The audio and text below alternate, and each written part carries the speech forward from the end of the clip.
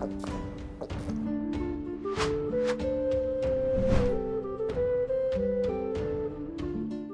Moin, hallo und herzlich willkommen zu einem neuen Video hier auf meinem Kanal. Und heute gibt es wieder eine Runde Shakes and Fidget. Heute mal seit langer Zeit wieder ein Video von W50. Ja, wir hatten zwar hier gelivestreamt gehabt auf dem Account, aber ein Video ist jetzt, glaube ich, schon längere Zeit nicht mehr erschienen hier von dem Server.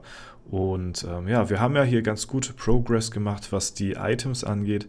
Wir haben uns komplett neu hier legendär equipped auf dem Server. Haben hier alles momentan 10-mal verbessert. Neue Steine sind auch drin, die sind halt aber nicht ganz so gut, weil momentan ich eher meine Schatzkammer ausbaue als meine Edelsteinmine. Ja, dass sie jetzt gerade hier ausbaut, war eigentlich nur ein Fail-Klick von mir. Ich will die Schatzkammer erst auf 45 ziehen und dann die Edelsteinmine nachziehen. Und dann bekomme ich auch ein paar stärkere Steine. Da bin ich jetzt momentan ein bisschen hinterher, würde ich sagen. Ja, ansonsten haben wir aber ein paar Prozente in manchen Dungeons gemacht. Denn, ja, wie gesagt, wir haben ja nun doch ein paar Statpunkte dazu bekommen.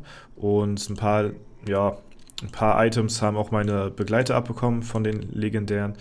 Und ja, da wollen wir mal reingehen, am besten mal in die Dungeons. Und zwar fangen wir mal an bei den nordischen Göttern.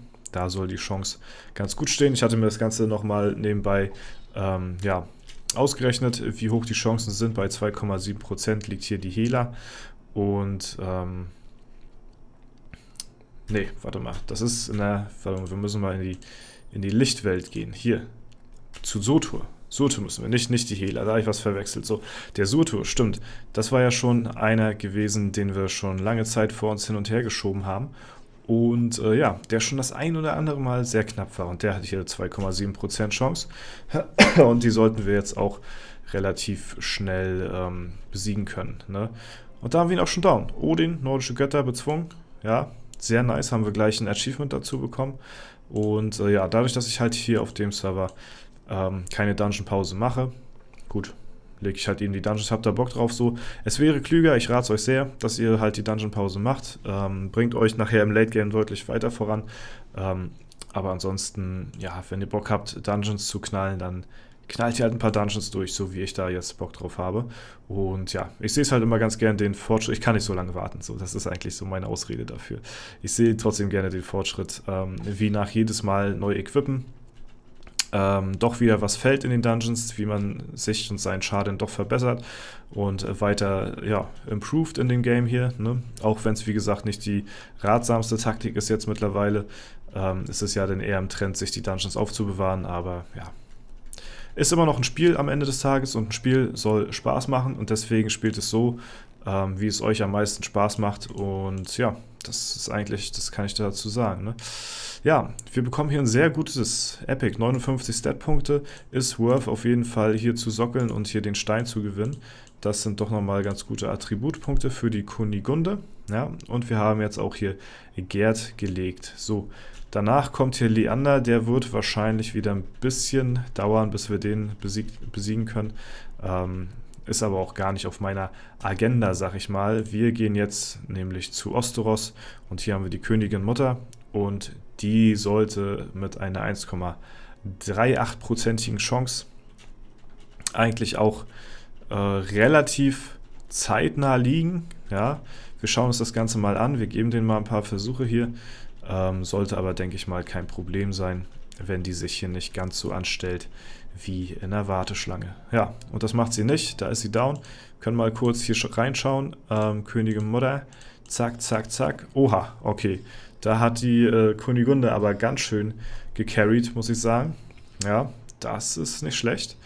Und ja, jetzt haben wir schon drei Dungeon-Bosse gelegt, die vorher schwierig waren. Also klar, ich hätte auch vorher bestimmt auch hier und da was legen können, aber ja, sah bisher nicht so gut aus. In der Lichtwelt haben wir jetzt nur noch den Olymp. Wir können jetzt überall mal ein bisschen durchtryen, aber ab dem Zeitpunkt habe ich jetzt erstmal soweit alles abgehakt, was ich abhaken wollte von den Dungeon-Bossen her. Alles Weitere, was jetzt fallen könnte, wäre nur Zusatz, weil ich gehe davon nicht aus, dass hier noch irgendwie was fällt. Genauso bei Marv glaube ich auch nicht, dass hier irgendwie was fallen könnte. Wir können 2 Treffer überleben, im Optimalfall. Und ja, weiß ich nicht, wir können halt mit maximaler Schadensspanne 2 Treffer raushauen, aber da muss alles stimmen und ja, der Marv hat hier eine Chance von 0,27%. Das ist wenig, aber ihr seht, es ist machbar. Ja, krass, ein krasser Fight, sehr, sehr spannend. Da war eben fast der perfekte Try gewesen. Also es kommt hier auf den Gegner wirklich ganz auf die Waffenspanne an, ist eigentlich nochmal das perfekte Beispiel, was Waffenspannen technisch ja, ausmachen kann, so bei den Dungeon-Gegnern. Ne? Wenn ihr halt jetzt hier bei so einem Magier zum Beispiel, der immer, ja, weiß ich nicht, der konstant immer hier so viel Schaden raushaut, dass ihr halt one-hit seid und fast ein Treffer vielleicht so überlebt, gerade so, ne, dann, ja, weiß ich nicht, also wäre ich jetzt bei diesem Gegner mit einer geringeren Spanne, wäre die Chance 0,0. Höchstwahrscheinlich, weil ich halt immer den gleichen Schaden raushauen würde. Und so, ja, ist es halt möglich, durch diese hohe Spanne eben, ja, teilweise ein bisschen mehr Schaden rauszuhauen. Und ja, es kann halt aber eben auch nach hinten losgehen. Man schwankt halt ziemlich, ne? Ihr kennt das Prozedere. Hohe Waffenspanne, gut für Dungeons, niedrige Waffenspanne, gut für ja, PvP-Bereich. Und ihr habt gesehen, der eine Try, den haben wir zum Glück ja, auf Video gehabt. Der sah schon sehr gut aus und da muss halt nur noch, ja, da muss zweimal mit der Rechts-Raus-Spanne zweimal komplett maximal gehittet werden und dann könnte der liegen. Ansonsten sieht es halt bad aus so, ne? So, jetzt probieren wir nochmal hier und da ein bisschen was rum. Ob hier nochmal so ein bisschen was liegen könnte, aber allzu viele Tries will ich hier auch gar nicht mehr reinbuttern in die Gegner. Wie gesagt, ich habe das geschafft, was ich jetzt erstmal in diesem Video schaffen wollte. Ne? Das waren die 3 Gegner, die wir hier zur Strecke gebracht haben. Hier haben wir noch einen Intelligenzgegner. Ja, da sind Tries dabei auf jeden Fall, die könnten ja, die sehen ganz gut aus, aber man darf sich davon auch nicht leiten lassen. Ne? Ist halt immer noch ein Magier und ja, wenn der keinen Bock hat, dann fällt der auch nicht. Aber sieht auf jeden Fall nicht schlecht aus. Da müssen wir vielleicht noch ein bisschen skillen. Ne, wie gesagt, uns jagt ja keiner. Gut, Krieger brauchen wir nicht weiter probieren hier. Zwergpudel, das ist der Gegner nach der Königin Mutter, den wir jetzt hier, die wir hier gelegt haben. Aber auch hier sieht es eher schlecht als recht aus. Deswegen, ja, und Hela, der Heller Gewürz-Ketchup hier am Start. Ja, will auch nicht so recht. Gut, deswegen lassen wir das mal mit den Dungeons. Ja, man muss es nicht übertreiben. Wenn man merkt, gut, hier geht es jetzt erstmal nicht weiter, braucht man jetzt auch nicht auf Krampf hier irgendwie irgendwas tryen. So, ne? Macht ja nicht weiter Sinn. Wir haben ein bisschen was geschafft. Und den Rest, ja, den werden wir mit der Zeit definitiv auch noch klatschen. So, mal schauen, ob der Würfelspieler hier irgendwas gönnt. Ressourcentechnisch bin ich eigentlich, ja, fast maxed out. Ein bisschen Steine habe ich noch übrig, so, also da ist noch ein bisschen Freiraum, aber ansonsten, ja, gehe ich hier nur auf Kristalle oder Gold. Genau, sowas zum Beispiel, ja. Okay. Ja. Und so sieht es momentan aus auf W50. Es geht weiter voran. Die Konkurrenz schläft nicht. Ihr seht, ich habe mich hier ja, komplett neu equipped und bin trotzdem nur auf Platz 63.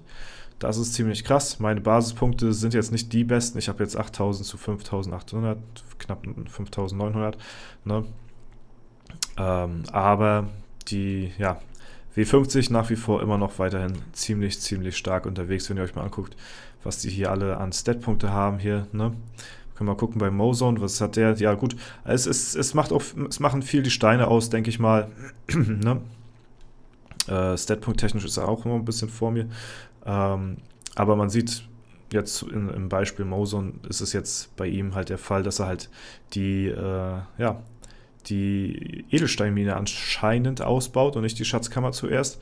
Ein bisschen bessere Verbesserung hat er auch drauf, aber macht jetzt nicht den Kohl fett. Ich würde eher sagen, das sind die Steine.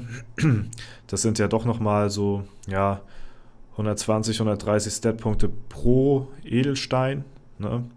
Oder besser gesagt pro Slot. Und ja, das in der Masse macht dann nachher den Unterschied aus. Es gibt viele Leute, die tatsächlich eher die Edelsteinmine pushen, anstatt die Schatzkammer, was ich nicht ganz nachvollziehen kann. Klar, du hast erstmal einen temporären Vorteil den Leuten gegenüber, die jetzt die Schatzkammer pushen, aber im Prinzip ja, verpasst du halt ziemlich viel Inventarplatz, was du dann eben zur Hexe bringen kannst, ne? Also halt eben zum Lagern so ein bisschen, was halt für die Hexe gut ist.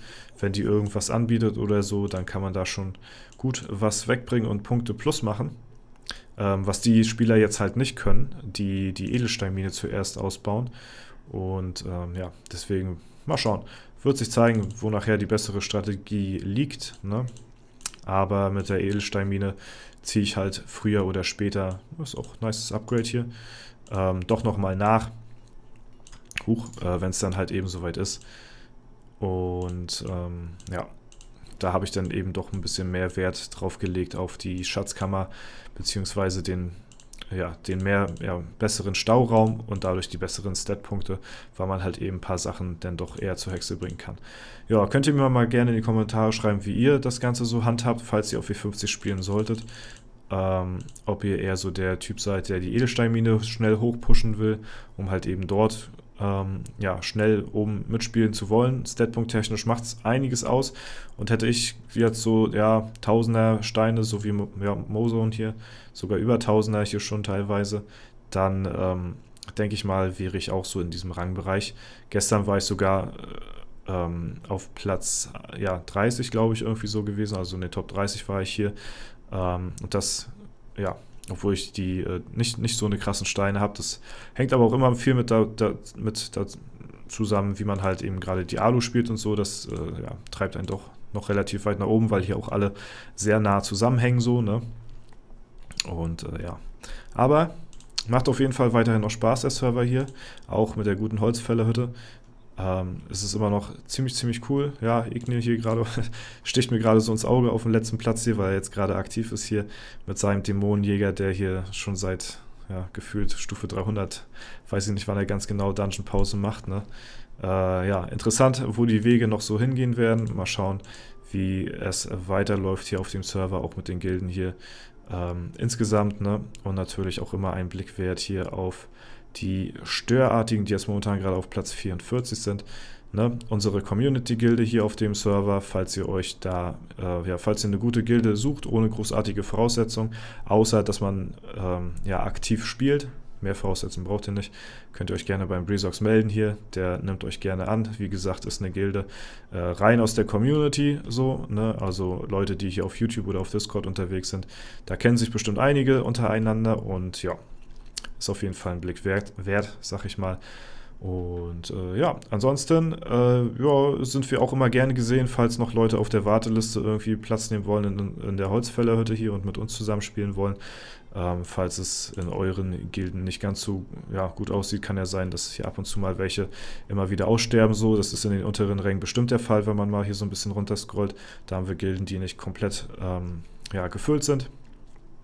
Und da gibt es immer mal Einzelspieler, wenn wir jetzt mal einfach nur mal beispielsweise hier drauf klicken, die noch sehr gut sind oder die halt eben, weiß ich nicht, eben andere Ziele verfolgen und so ein bisschen mit sich hapern wie Alan, ja, und dann, weiß ich nicht, dann doch andere Ziele verfolgen, dann, kann man da dann trotzdem immer noch Abhilfe schaffen und zumindest erstmal auf der Warteliste Platz nehmen, bis wir halt den Freiraum haben.